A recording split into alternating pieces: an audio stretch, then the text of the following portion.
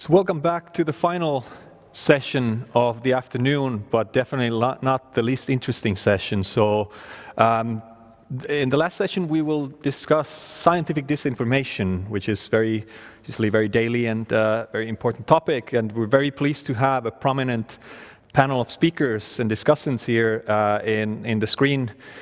And so we have today with us, we have Professor Dan Larhammar from the Royal Swedish Academy of Sciences. Welcome, Dan. We have Dr. Erja Heikkinen, who's from the Ministry of Education and Culture here in Finland. Welcome, Erja. We have Professor Jane Suter from the Institute of Future Media, Democracy and Society from Royal Irish Academy. Nice to see you, Jane. And we have Roman Adamczyk from EU DisinfoLab, right? Correct. Welcome, Dan. Great. So we're gonna have in the first session, we're gonna have a briefing from Dan, who's one of the preparers of a paper on scientific disinformation, and Dan will first introduce key points from the paper, I assume, and then we will have a round of discussion, comments on Dan's briefing first, and then we'll have a discussion. And also from the audience, members at home, you can post questions to the chat function. So please do if you can, and we'll try to pick them up if we can, and also ask them from the participants and the panelists here. So please, Dan, floor is yours now.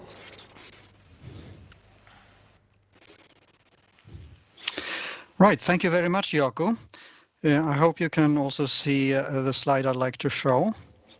I had the privilege to chair since last summer an extremely competent group of colleagues covering a broad range of expertise. All their areas are highly relevant for addressing the issue of disinformation. The problems and challenges that we are going to discuss constitute a truly interdisciplinary field that requires knowledge from many areas.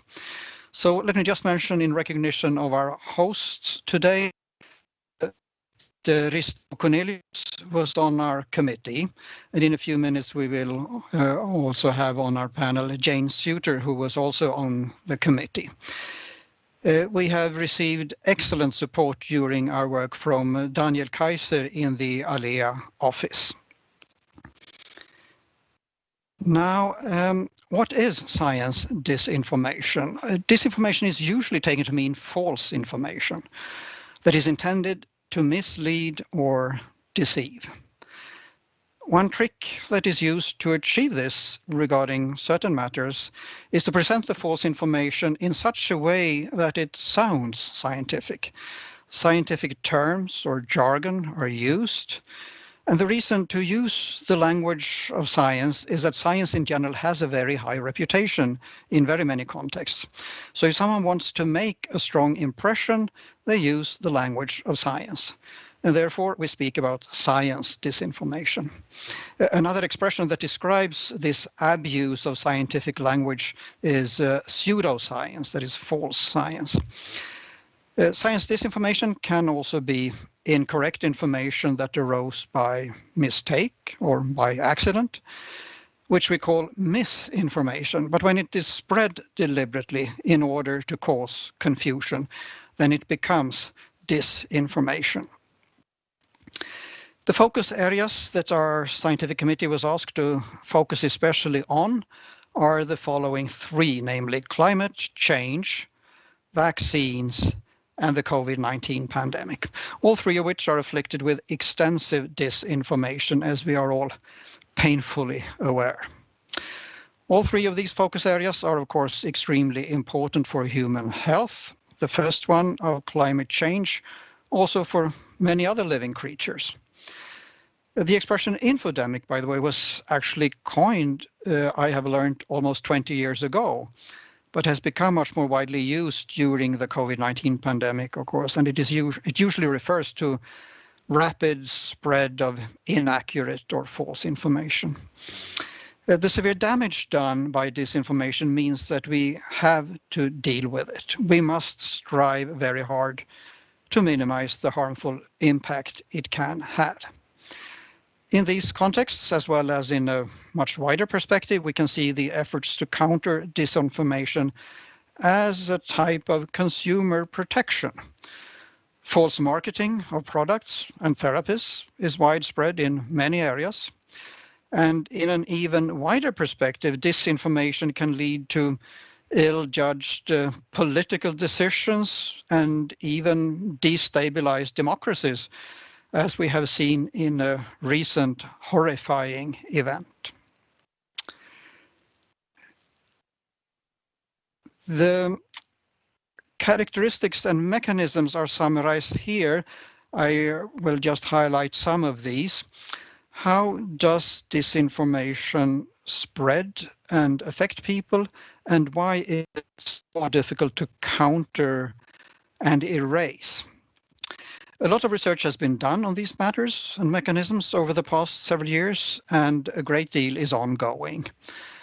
Although disinformation as such is a huge problem, the mechanisms behind its spread are actually quite intriguing and quite a bit fascinating. For instance, research in psychology and pedagogics and social media and communication have revealed several mechanisms that help us understand how our minds work. And this is why I, on this occasion, am wearing my brain tie with nerve cells on it to symbolize this fact. For instance, if false information is part of an exciting or appealing story, as the first point here refers to stickiness, that story will attach and stick in our memories, and especially if it comes from or concerns someone we know. We already talked about the scientific jargon in point 3 that is used to impress. Another now well-characterized mechanism is confirmation bias, namely that we tend to absorb information that corroborates our prevailing views. And honestly, how often have you Googled to find support for something you assume or presume, as opposed to Googling for information that can challenge or contradicting that view of yours? Then we have the Dunning-Kruger effect that was described a little more than 20 years ago in an article whose title actually says it all. I like this. Unskilled and unaware of it. How difficulties in recognizing one's own incompetence lead to inflated self-assessments. In other words, if one performs very poorly on something, a test of some kind, such as grammar or logical thinking, it will be difficult to realize how bad one really is. And typically a clear majority of people think they perform better than average. And this is, of course, a statistical impossibility. Other mechanisms that worsen disinformation are closed sects, or nowadays perhaps more frequently closed Facebook groups that throw out anyone who asks critical questions, so that the members who stay in the group will only confirm one another's views. A good and bizarre example of this is the Flat Earth Society. And I, as a brain scientist, find this research absolutely fascinating. By making people aware of these tendencies of the human mind, I think these insights can actually protect ourselves from disinformation. So one important task is to make this new knowledge known to everybody. The strategies that can be employed to accomplish this are manifold. This is a complex matter. How can disinformation be countered? Key concepts here are, of course, information and education. People who are intended targets of disinformation must be made aware about human psychology, our inability to deal with statistics, and about how social media and platforms work with algorithms that feed back material to us that we have already shown an interest in. And of course, the crucial step down the list here of checking sources, checking their credibility and their intentions.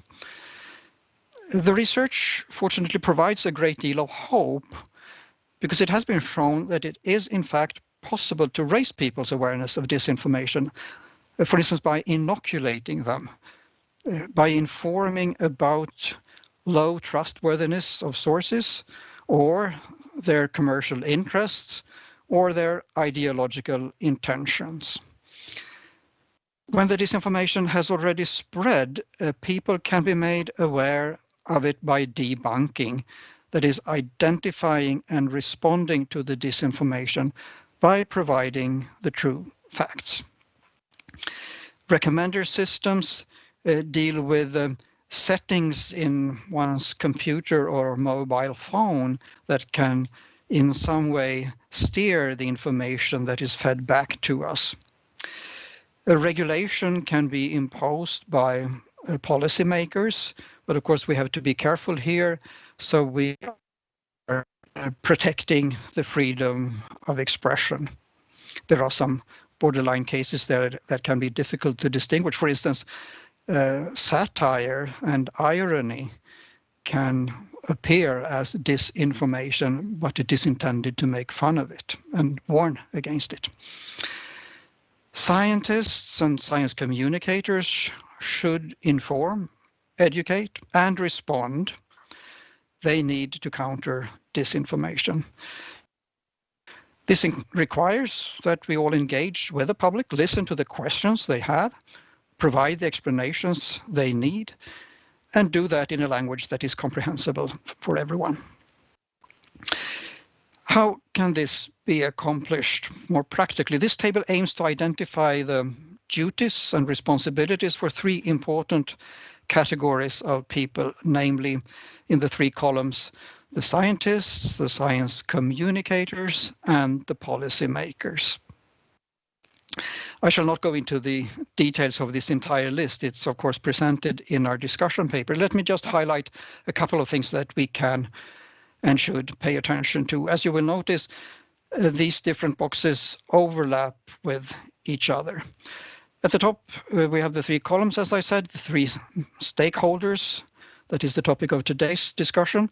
And the rows contain different aspects of science, information, and activity, such as responsibility, reliability, various types of interactions, and so forth. So to begin with, scientists have a responsibility to improve their outreach skills so they can get the message across to target groups. They should be able to explain science in a comprehensible way. One responsibility of the science communicators is to avoid exaggerating scientific reports and findings. They can use their skills to present the facts in a way that is nevertheless interesting, so it attracts attention. And policymakers should make sure that they have correct information at hand when making decisions. Of course, some political decisions may have to go against certain scientific concerns, but what we mean is that the decision makers should at least make sure they have access to facts as opposed to being fed with incorrect information. When we move down to the second row, reliability, let me just say that policymakers should check that the sources of information are reliable and be aware if they have special commercial or ideological interests, as we touched upon before. The middle row speaks about interactions, and basically everyone should interact with one another. And there's certainly room for more initiatives for interactions between scientists and science communicators. Scientists should also try to reach out to policymakers to inform about the knowledge that has been accumulated in science. We get to attitude. Communication should be as open as possible on all behalves. Scientists should engage and interact with audiences, as we have said before, so that they respond to their concerns and questions. And finally, the focus should be for the scientists on the facts. They are the ones who know the facts. And they should also strive to explain the process of scientific work, and likewise for the science communicators. And I think we have all witnessed that the COVID-19 pandemic has given ample opportunities to explain the process of scientific research at the research front. Finally, then, the recommendations from our scientific committee. We have aimed to be constructive, and we have focused on what these important categories of players can do that we just looked at. Especially important is that we all strive to make people literate about science and digital media and how they work. And there is room for improvement of dialogue between science and science communicators, how to convey the scientific information to the audiences. And we all need to engage more in dialogue with people, with public outreach. The dialogue is essential also to explain why science in general is a trustworthy activity, especially as opposed to fake claim. Scientists should be open and honest. They should explain when uncertainty exists. Think again of research on COVID-19. Fake claims, on the other hand, virtually never express the degree of uncertainty. And how to maintain the trustworthiness of science has been addressed in several previous discussion papers presented by ALLEA. So let me end then by saying that science disinformation has become a huge problem. It threatens human health and lives. There is considerable awareness about this, and there are several ongoing projects with working groups and expert groups initiated by various organizations. And these are looking at different aspects of science disinformation.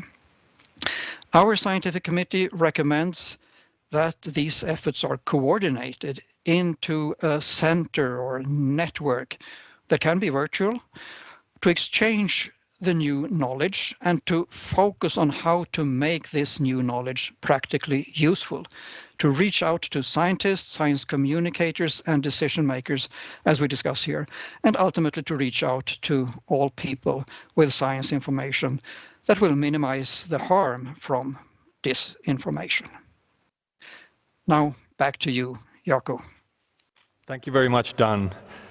There's certainly a broad range of very important recommendations, and many of those things, just looking at them, are something that either we personally or our background institutions can definitely do work on and build upon. So thank you very much for those. And thank you for the paper as well to all the contributors. It is a very thorough and very well formulated paper. So very much appreciate the work that you have done in it. Can you say that is it available already? If it is, or if it's not, when is it going to be released? It became available 2 days ago, so it can be downloaded from the ALLEA website. Wonderful. So I encourage all the participants to go to the website and download it. It's definitely worth reading and very well summarizes in a very concise way the landscape of science disinformation. So shall we have a round of comments then and reflections on what Dan was discussing? So perhaps we start from when I'm looking at the screen, just so we'll go in the order that I'm seeing. So maybe we start with Roman, please. Yes, hello everyone. So I think, so first I want to present myself and to say that I represent the EU DisinfoLab, which is an NGO working on disinformation issues. We are monitoring mainly disinformation in countries more in Western Europe, like France, Italy, Spain, Germany. And for sure, especially during the last few months, we have clearly seen that disinformation and science is a big issue, especially when you are arriving. When you are facing a period of crisis like the COVID-19 pandemic. So I think it's important that to understand, and this is what this paper shows, that this issue can't be solved by only one actors, like an NGO like ourselves, and that everyone should be aware of all the main issues related to this topic and how we can deal with it. I think one important and one central character for science disinformation is scientists. And what we have seen when there is a crisis, there is a big need for answers from the public, and scientists should know how they can deal with all this issue. And I fully agree with a lot of things that are in the reports about the importance to have some transparency, to have clear communication. I think empathy and to have a communication which is really human is really an important thing, because something we have seen a lot, for example, in a country like France.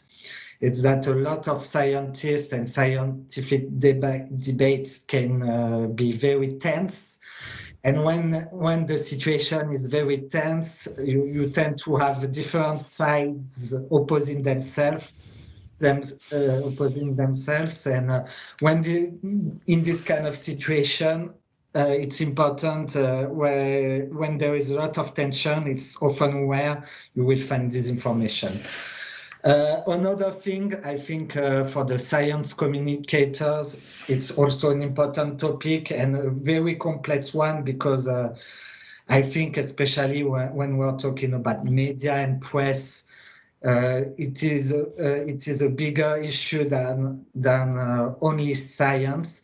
But the idea is how we make sure that the knowledge linked to science is well recirculated by media is a very important issue, especially because media are under constant pressure to produce content with often less and less resources to do so.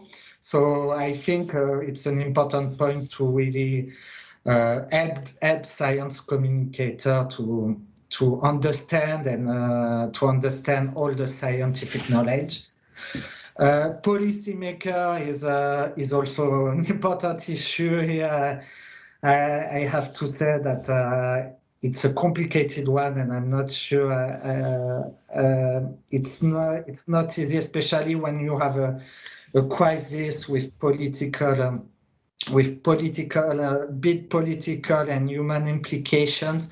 There can be a lot of contradiction in the decisions, and we need to at least to help policymakers to understand all the parameters to take good decision. And finally, I want to say, but maybe it's more because I'm coming from a different background. But I think that we need also at one point to include social media platforms in the discussions about science disinformation, because what is happening is that there is already a big ecosystem which were there even before the COVID-19 pandemic, which spread disinformation about health. And how to deal with them, it's a very complicated issues. I totally agree with all the comments about the importance of respected freedom of expression. But if I can be a little provocative, at one point, unfortunately, we have also to think about sanctions or how to limit the spread of disinformation from bad actors who are going to be active a lot in this kind of situation. So that is it for my initial comments on this very interesting report. Thank you very much, Roman. And then we go to Erja. Go ahead. Thank you, Jaakko, and good afternoon, everybody. Erja Heikkinen from the Ministry of Science and Education, where I act as the Science Policy Director. My permanent secretary, Anita Heikkinen, already addressed you with a speech today, and she asked me to replace her in this panel, and I'm sorry for any inconvenience this might cause in the audience. But anyway, as for the paper, I was very happy to read about this topic, as it's really not an issue that's openly discussed in Finland currently, and I think it should. And one of the things that would make the discussion more lively would be that we step from the bubble of us highly educated and start the public discussion on these issues.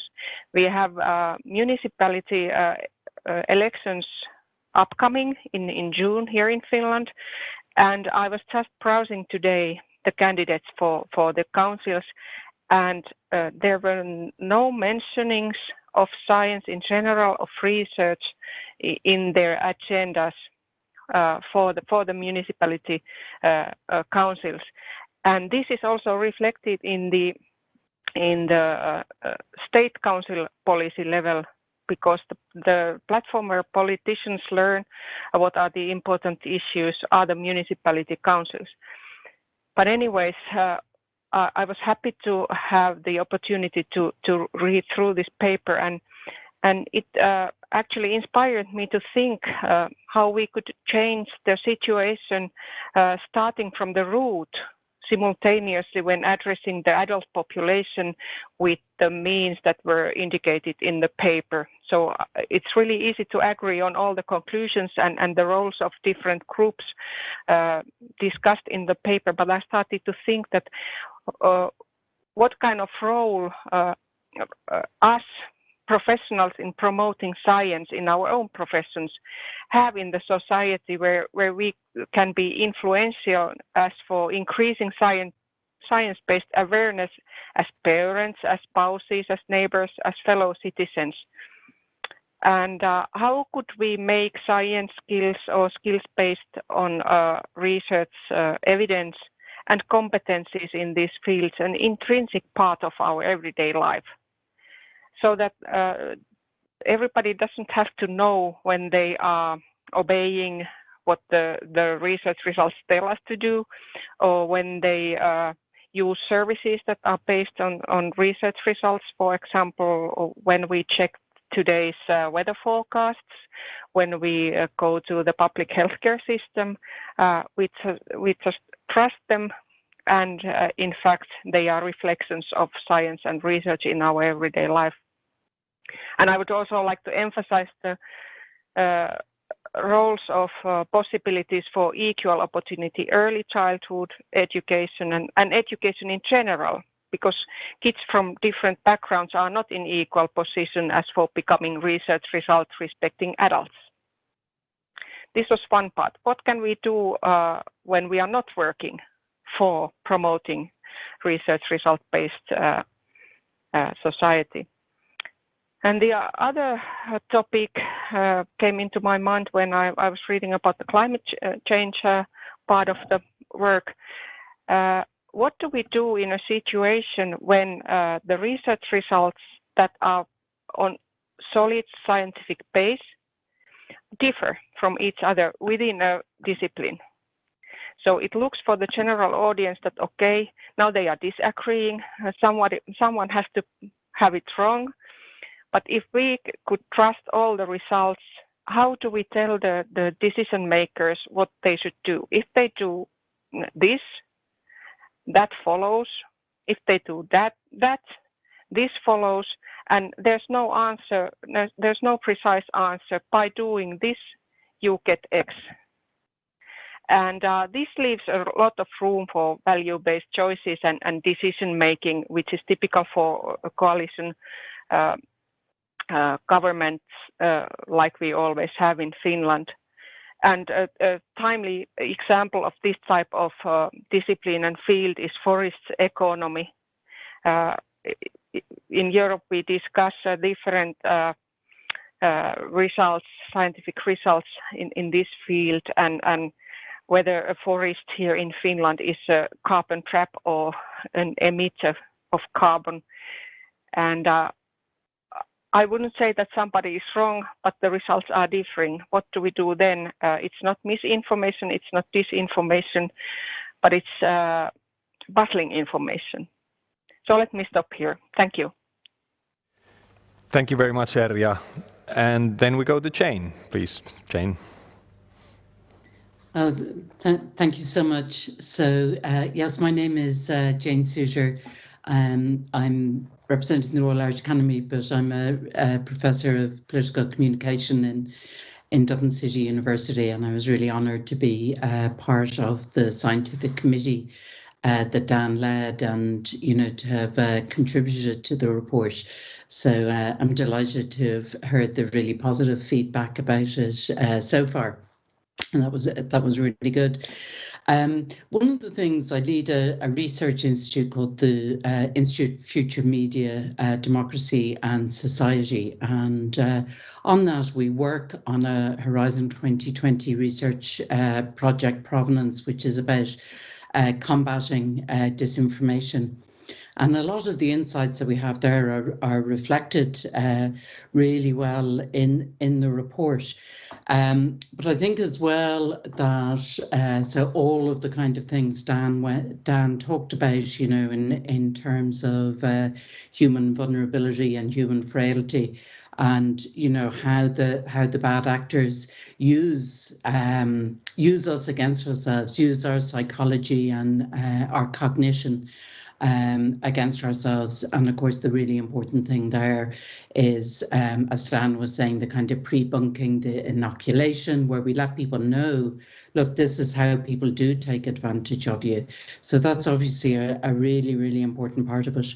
But I think as well that Roman is absolutely correct to look at the affordances of the platforms and how those affordances actually underpin the efforts of bad actors. And in keeping with, I suppose, the spirit of this conference, truly is a sort of an interdisciplinary way that we have to look at this. So you need people from political communication like myself, but also cognitive scientists, neuroscientists, computer scientists, human-computer interaction people, many others. But we need to look at the kind of the cognitive, the communicative, and all of the other functions, as well as the kind of the business model, the ad model that is underpinning these. And I think that's where we start getting to some of the approaches. So I think we need to, I think what this report does is kind of try to move us beyond kind of some of the more simplistic understandings that we have of audience vulnerabilities, and that we can look at technological bias, we can look at the kind of social and political contexts that are happening, and we can look, as Roman said, it's really important to look at kind of perceptions of news and journalism. I think it's important as well, the kind of the policy thing, what Dan was talking about in terms of, bringing somewhere together. And, you can see in Europe, we're beginning to move towards that with the Democracy Action Plan, with the Disinformation Action Plan, with the European Digital Media Observatory. So these are all nascent steps. It's like our research. Our research is, just at the beginning in terms of, how all of this works in conjunction with the digital platforms. So I think that's going to be really important. But if I was going to finish up, I think that really the kind of the thing that Dan focused on about the open and inclusive communication, I think that's absolutely vital with citizens. We really need openness. We need intellectual humility there. And one way I wonder about, we've just begun doing some research into it, and I thought it might be appropriate to bring it up here because Finland is so far ahead in terms of citizen deliberation, and looking at that, with Abo Academy and the University of Turku and so on. I think that maybe some of these big questions we should actually be putting into citizen kind of deliberative forums where we can have that communication between the scientists and the citizens in this kind of environment that's protected from disinformation. And this could be a way for us to really try to protect the information environment. But I'm just putting that up to be shot down, perhaps. Okay, thank you. Thank you, Jane. Dan, would you like to respond? Yeah, there were many interesting things that were brought up here. I can comment on a couple of them, and I'm thinking particularly on what Erja talked about, a couple of things. For instance, the different conditions for children depending on their social connections in society and how to reach those. And also different adult communities, minority communities in many countries, I think, have experienced that we have quite different rates of COVID-19 and quite different death rates in different communities. So here we really need to do something. With regard to the children, a dream of mine for many years has been that psychology should be a subject taught already to 10-year-olds so that they can understand themselves and their mates. Who cannot be fascinated by the psychology of human interactions and how we can fool our minds deliberately or not. And I think the knowledge about this is the best protection we can possibly provide. The other important topic that Erja brought up is when scientists disagree, as some do when it comes to the degree of climate change or what types of energy supply we should have in our societies. And I fully understand that it's difficult for those who are not experts on that particular aspect to figure out what is the most well-founded data that are presented. So here again, I think we can urge scientists to describe the uncertainties, especially when it comes to climate change. And I think the IPCC is very good at that. They offer the error margins in their predictions. And in many instances, they have been rather cautious in their predictions. And unfortunately, it turns out to be worse than they have anticipated. And as I indicated in my presentation of our discussion paper, those who spread fake news and false information don't care about error margins. Perhaps now when we say this, they will pretend they have them, but usually we don't see that. So here again, we need to urge the scientists to present honestly the inaccuracy margins in their predictions and their estimates. I think that's the best we can do, and then discuss from there. The problem in these discussions often is that when journalists want to set up these debates, they may create a false balance by inviting debaters who present or represent quite opposing views, where one can be very well founded and the other is an extremist view. And we've seen that on so many occasions when it comes to vaccines versus anti-vaxxers, where the anti-vaxxers don't know anything. And what happens in some of these debates is that the scientist has the upper hand with all the facts. So people pity with the poor anti-vaxxer who doesn't really know the stuff. And they take the part of the underdog in such a debate. So here again, journalists, science communicators can clean up this problem by avoiding creating false balances. Thank you, Dan. Would anyone like to jump in at this stage, or you can just raise up your hand if you'd like to comment. But so maybe I could ask from, I think Roman and Erja, you work on the kind of policy government side. So is there something that you would like to share in terms of either best practice or thoughts or approaches that you think that you see that or you foresee that would be useful to take forward on the policy side in tackling science disinformation? Shall we take Roman first and then Erja?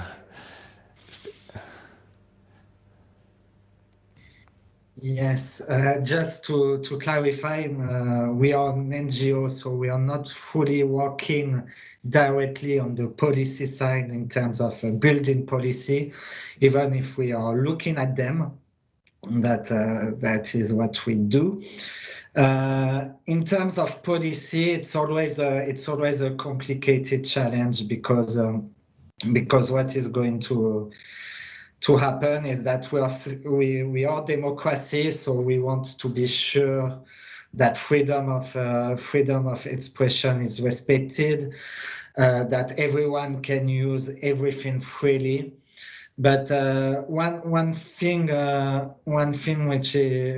interesting case I can raise, for example, is how in France many conspiracy theorists blamed and accused the Pasteur Institute in Paris of having creating the COVID-19 virus. So here, for example, you have a clear example of disinformation, of a conspiracy theory that can be really harmful. So when you have one case like this, there is always the questions of amplification, because we don't want to shut down someone and deprive someone from the possibility of speaking. But we want to be sure that this message, which is harmful, because if you believe that there is a conspiracy theory behind COVID-19,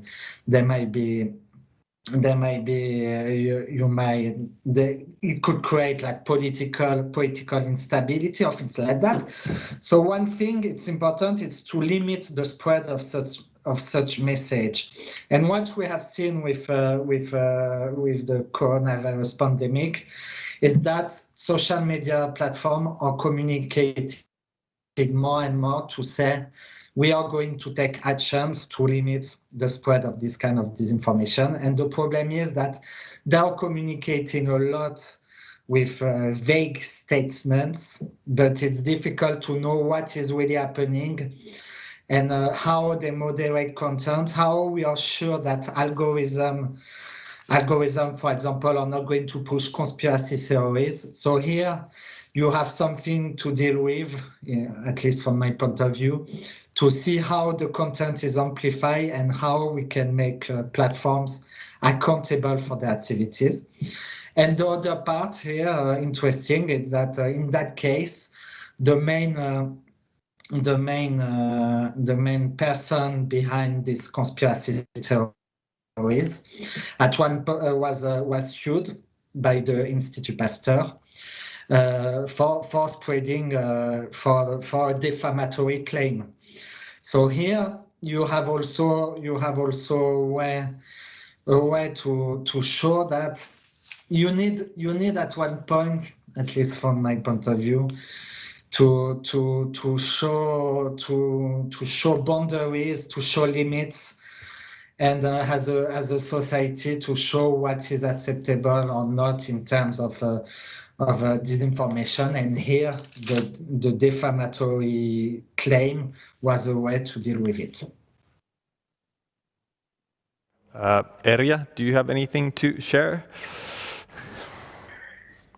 Yeah, the role of a civil servant is, of course, multidimensional as for fighting disinformation or raising awareness of the possibility that there might be some involved in our work. And as for coming from a small, advanced, open, export-driven economy, internationality is an essential part of our work, both in our civil service, but also for politicians and of course for the researcher community.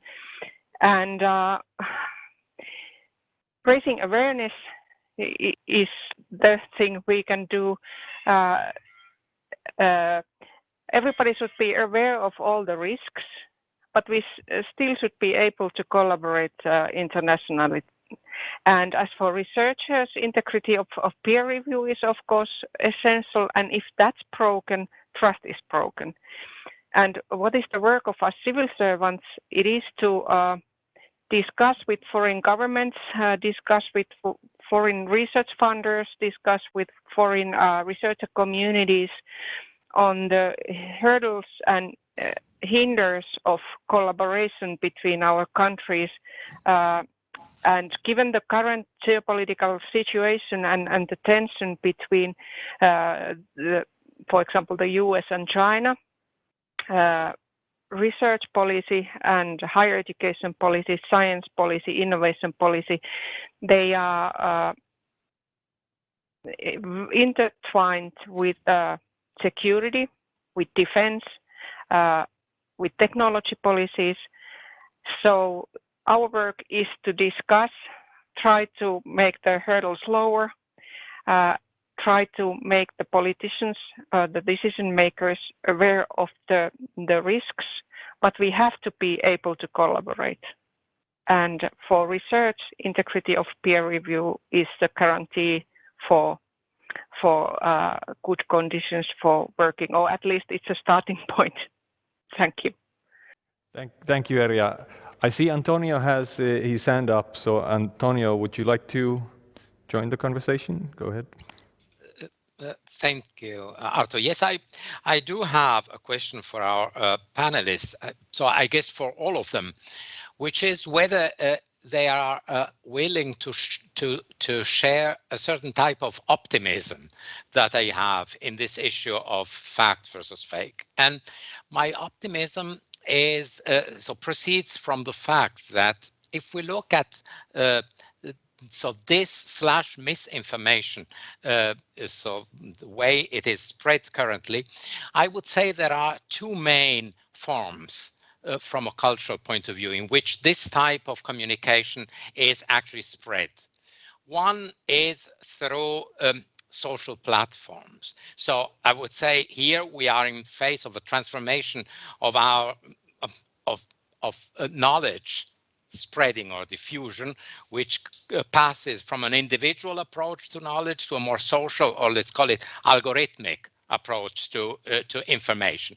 And so we are kind of unprepared yet as society to deal with this digital transformation in terms of what it changes in our common approach to knowledge. We are very much the heirs of an individual approach to knowledge. So knowledge is something that a professor transmits to a group of students. And now we are confronted with a different type. You know, the information of Wikipedia is socially driven, is not individually driven. So, and I guess that the more we are imbued in digital transformation, the more facts or empirical knowledge will prevail, even algorithmically, over fake news. And the second source of or driver of this / misinformation is what I would call the sectarian dimension. That is, there have always been human communities that take pleasure or find their own identity precisely in being, so to say, counter-intuitive, of being counter-evidence, enlightenment. So there is a very well-known theorist, let's say, or historian of sorts in Switzerland, who has the idea that President Bush was behind the 9/11 attacks, and that whenever he gives a lecture, not only in Switzerland, but even in Germany, he has hundreds, thousands of people who go to. I cannot believe that all of them are truly conspiracy theorists, but they share a kind of community feeling that takes, let's say, a particular topic as a moment of communal feeling, and that is ultimately going to be always the case, regardless of what we have, because sectarian feeling have been a feature of intellectual history from the very beginning. There's no particular reason why they should disappear right now. So in this sense, I think that if we have a certain enlightenment belief in the invisible hand and in the fact that somehow ultimately empirical evidence is going to prevail, I don't see a real major concern. You know, in the 16th century, there were major debates in European intellectual life whether book print was a good idea, because there were, for very good reasons, people who said, come on, it's okay to spread around 2 Bibles, but a book with knowledge, how can you really have access to knowledge without having written the book yourself? This is really a prostitution of knowledge. Well, we have survived the book print and we have made the best out of it, even going further than the manuscript culture of the Middle Ages. So I imagine that when social algorithmic type of knowledge will become more part of our daily life, we will be less concerned about fake news, the spreading of fake news. Thank you, Antonio. So would someone like to comment on that? Dan, please. Yes. To answer your question, whether I'm an optimist, yes, I am. I am very much an optimist, and there are 2 reasons for that. One is information collections like Wikipedia, which is a fantastic resource, and several like that for many types of data. Unfortunately, Wikipedia and other such databases are not available in all countries, and that says something about certain countries. The other reason for my optimism is that the awareness of false information, disinformation, is much greater than I realized when I took on this mission to chair the committee. And I've learned during this work, because I was not doing research myself on science communication or disinformation. So I have learned a lot during this process through all my colleagues who are experts on this. And there are many different initiatives, as I said. So the awareness has increased enormously. So if we can just tie all this new knowledge together and use it in the best possible way, I think, and with the new knowledge about human psychology, I think we can really inoculate very efficiently in the near future. As you indicate, there will always be those who deny mainstream information, iconoclasts, people who are somehow pathologically attracted to deviating views.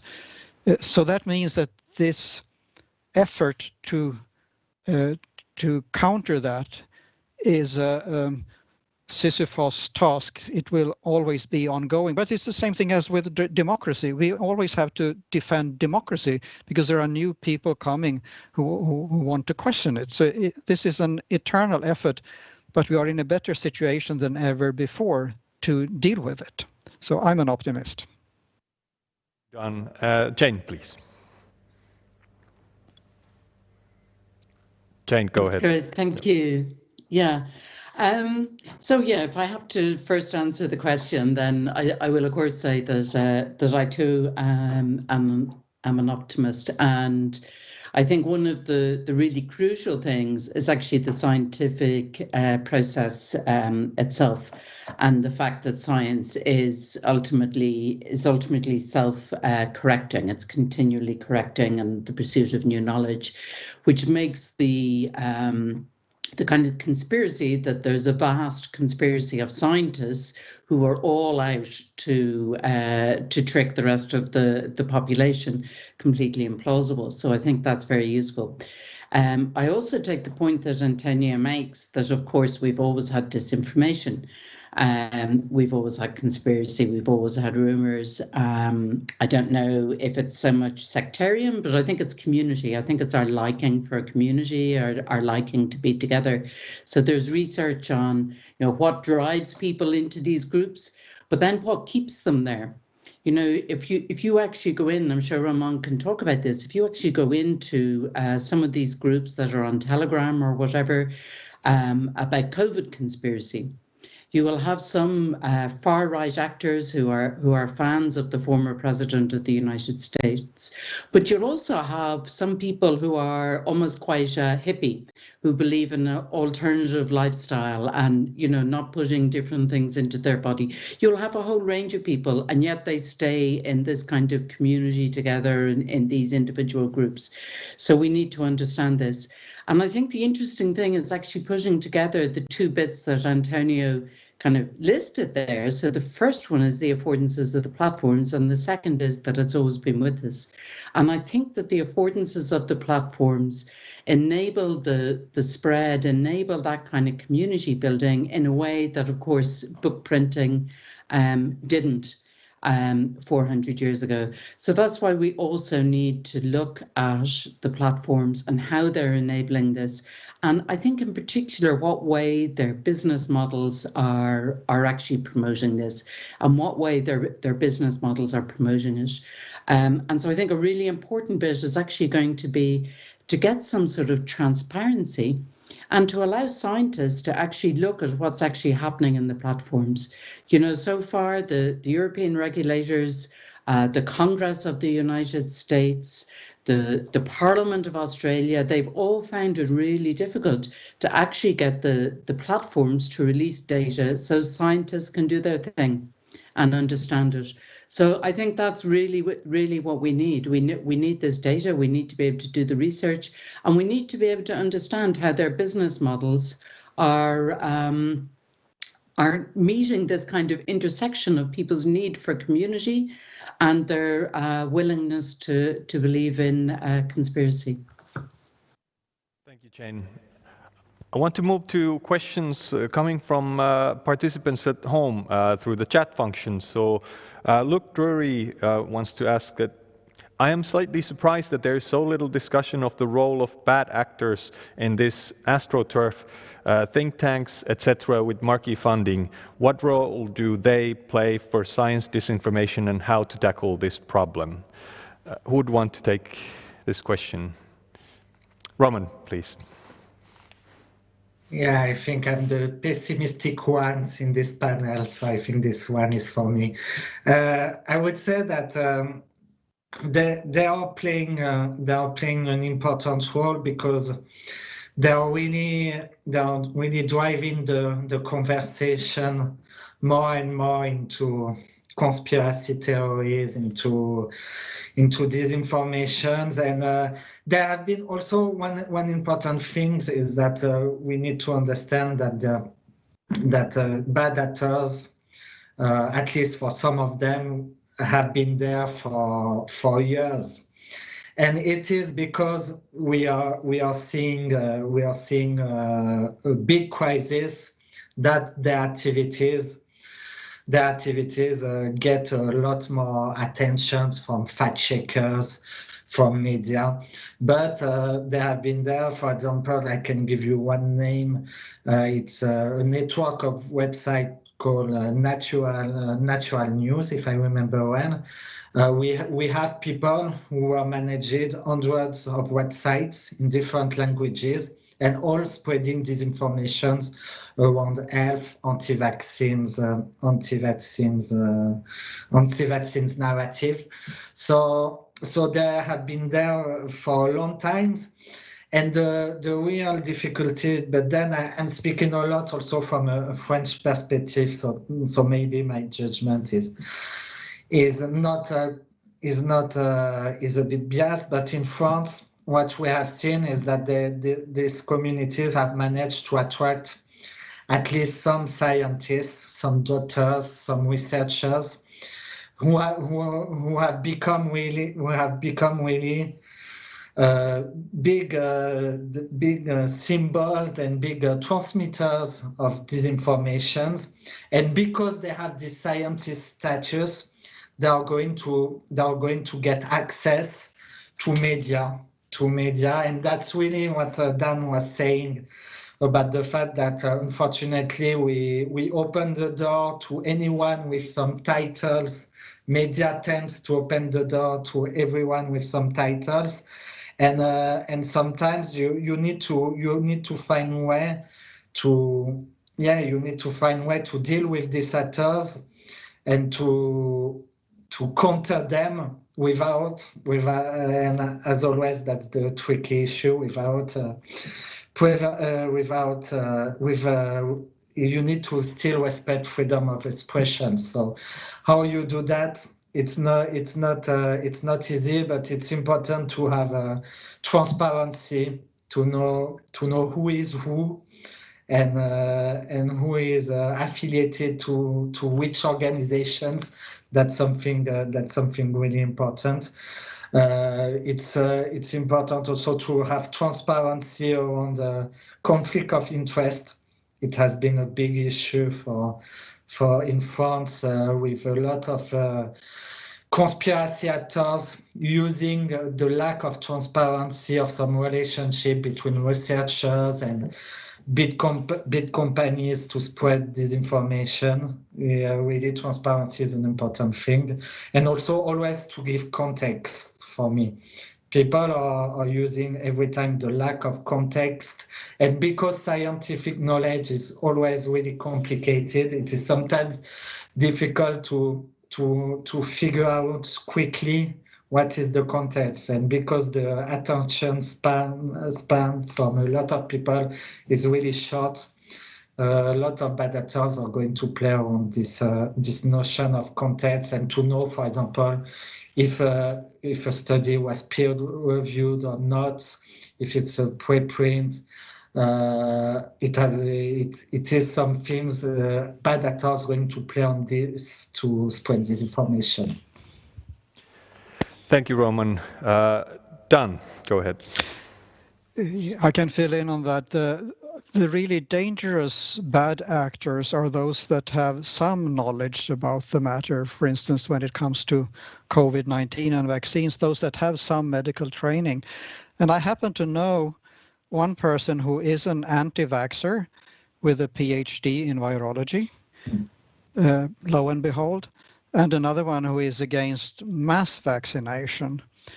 And I know both of them since they were PhD students, and they held deviating views already at that stage. And I think also relating to the debate in France that you describe, and especially the debate around hydroxychloroquine, the strongest proponent of that also has a history of deviating claims or views in science. So this is something that journalists who interview these persons can find out by checking with colleagues how well-founded the claims by these persons really are, so that they do not get too much exposure in the media unless there is someone to respond to their claims. Journalists need to be careful. Thank you, Dan. So we have a question from Alexandra Krachmer, who's asking that how would you create a fair balance between a scientist and, e.g., an anti-vaxxer without denying the knowledge advantage of the scientist? Who would like to pick up on this? Dan, would you go ahead? Yeah. Or Jane? I think Jane already. Right, go ahead. Please. Yeah, I can do it. So I think one of the things is that there's this media logic that Dan pointed out of wanting the opposites, wanting to be in the TV studio or the radio studio and having the big fight. And of course, we all know that this tends to generate a lot more heat than light. And it's not particularly useful. Media think that it leads to increased viewer numbers. But actually, I've got some colleagues who are doing some research on that, and it's not clear, because especially if people are fighting and shouting too much, you can get people turning off. So I think that's an interesting avenue for it. The other is, for example, just very anecdotally, last week, one of my colleagues was asked to go on the Irish Main Current Affairs show. And the Current Affairs show had an interview with an anti-vaxxer. A woman, a hairdresser. She was losing her family relationships and everything because she wouldn't get vaccinated and she couldn't see her grandchildren. And my colleague just said, well, no, I'm not going on to debate an anti-vaxxer. First, I don't think you should be platforming an anti-vaxxer. But if you're going to insist on platforming the anti-vaxxer, I will come in on afterwards and explain what the research says about how people get themselves into that kind of difficulty, and explain what it is you can do if somebody among your friends or your family has got themselves into this difficulty. And just said no, like I'm not actually going to do this debate. So I think it's almost a little bit like the movement a few years ago, where some men would say, well, no, I will not be on that panel if there are no women. You know, scientists can say, well, no, I'm not actually going to debate somebody whose position is, from the point of view of the scientific consensus, not debatable. You know, if it's debatable, if we can look at our error bars, if we can look at our different theoretical frameworks, fine. But if it's somebody who's just producing disinformation, I think people can just say no, like that is not. So if you think about it, this is what climate scientists largely did. So, you know, 10 years ago on British TV or on Irish TV, you would often have had somebody who didn't believe in climate change, debating with some poor climate scientist. But now you don't see that. Now you see the debate is about how do we mitigate climate change? Which actions are better? Which actions harm people least? Which actions are most cost effective?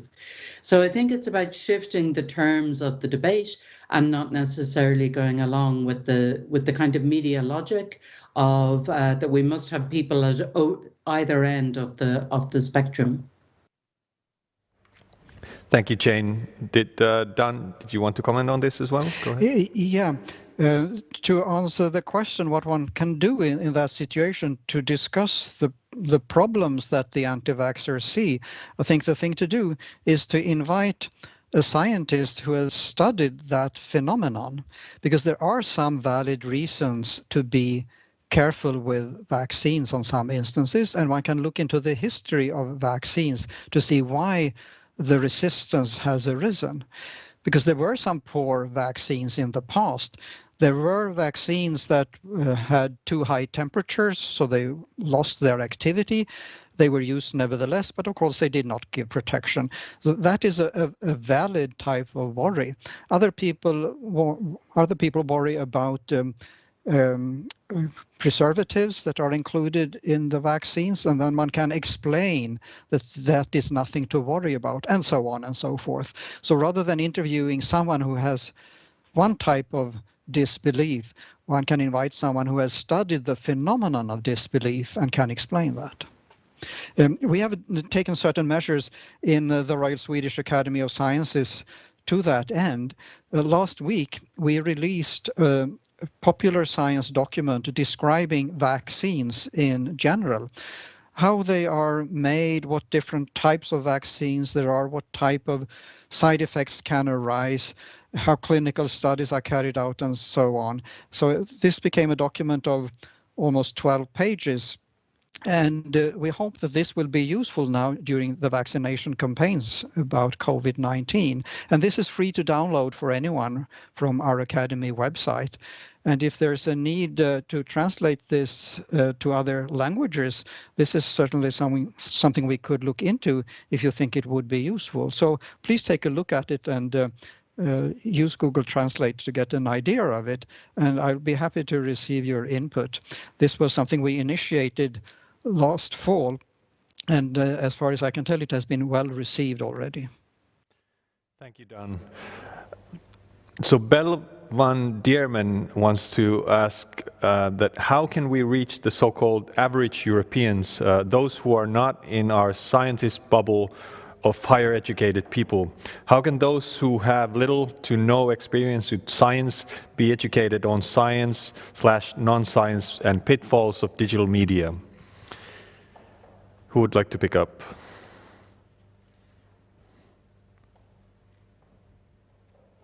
Dan, would you like to go ahead? Or Roman, go ahead. I can start. There are many things that can be done to reach the general population. The academies certainly have a role there. Our academy, just like the Scottish one, wanted to have the information to become useful. So that was one of the the driving forces behind forming the academy in the first place. Universities could take greater responsibility for outreach, and I think this is much more recommended and stimulated than it was, say, 25, 30 years ago. Then those who were engaged in popular science were almost frowned upon by colleagues. The attitude has changed dramatically. Then we have also a network of organizations across the world called the Skeptic Societies, which I think they have a tradition going back to the 19th century in Germany and the Netherlands. And then from the 1970s and onwards, they have popped up in many different countries because there was a need to respond to New Age and alternative medicine and all kinds of superstition like astrology and dowsing and homeopathy and so on and so forth, parapsychology, etc.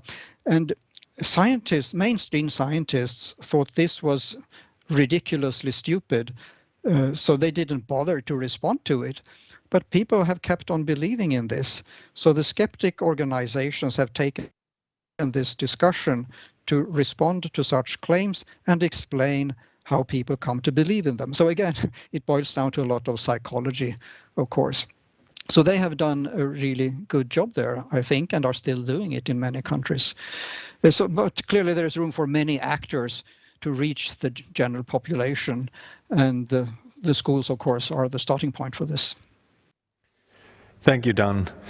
So the time is starting to run out slowly, but I wanted to ask from all of you panelists, because now we have a great panel of experts here on science and disinformation. So what I or any participant, because Dan started with recommendations, and we had a lot of recommendations on how can we tackle science disinformation, but I would want to bring it to the personal level. So how would I or any participant, could you come up with one single tip on how can we personally tackle science disinformation? Do you have any tips for the participants? So shall we start with Dan first? Yes, when you come across pseudoscience or disinformation of some kind, I think we should have an obligation to respond to it somehow. Of course, it's difficult if it is a family member or a close friend. And if you don't want to take a personal debate, what you can do is recommend the person to read or visit a website that provides information that is validated. So you need to have a set of useful websites to recommend in such a situation. And then you can follow up a week later and ask the person if he or she has any questions on the matter. Now, of course, we cannot all be experts on everything. So we need to rely on reliable sources for those types of information, but they are becoming more and more plentiful. So I think this is doable. Thank you, Dan. And Roman. Yes, I think it is a really good advice. And if I can add something to this, I would say that we need to try to inform people, but let's not forget that we can't convince everyone of everything. And there has been very good studies a few months ago from First Draft, an organization looking at media and disinformation, showing how people in favor of masks ended to amplify anti-mask messaging. And that's really important to understand that sometimes if you go too much into conflict and confrontation with people spreading disinformation, you are going to amplify disinformation at the same time. So it's important to try to spread knowledge and let people dig deeper to make their own opinion. I think for me it's the main things here. Thank you, Roman. Erja. Thank you, Jaakko.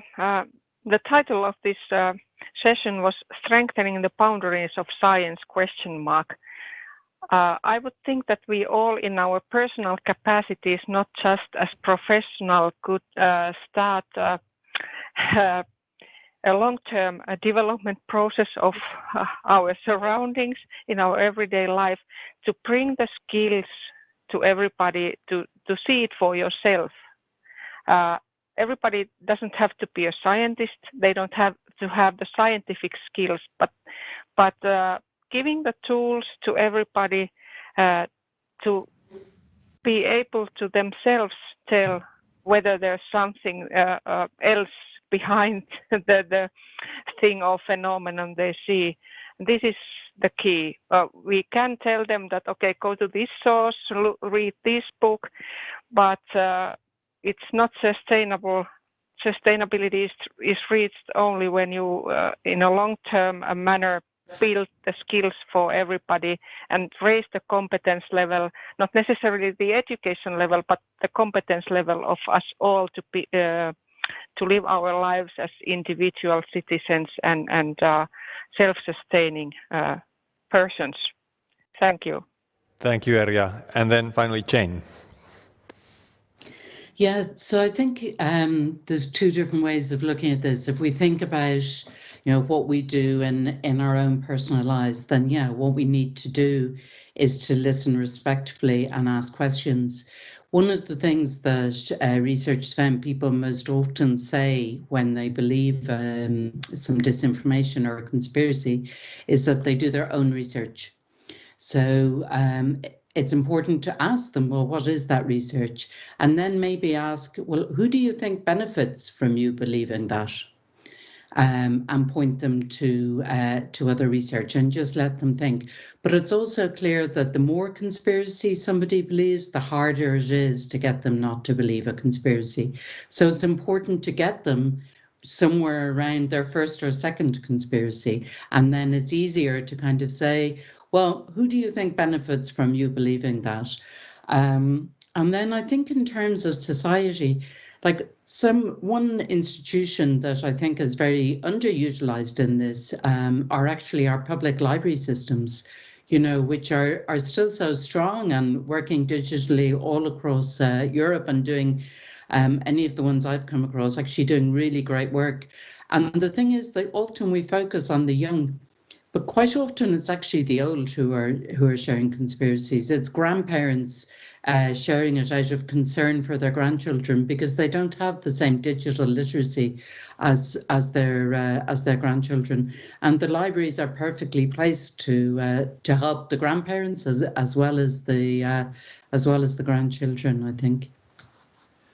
Thank you, Jane. And so thank you. I want to thank all the panelists for the great discussion today, and let's carry on the important work. And thank you for the tips. I'll definitely be using them myself as well.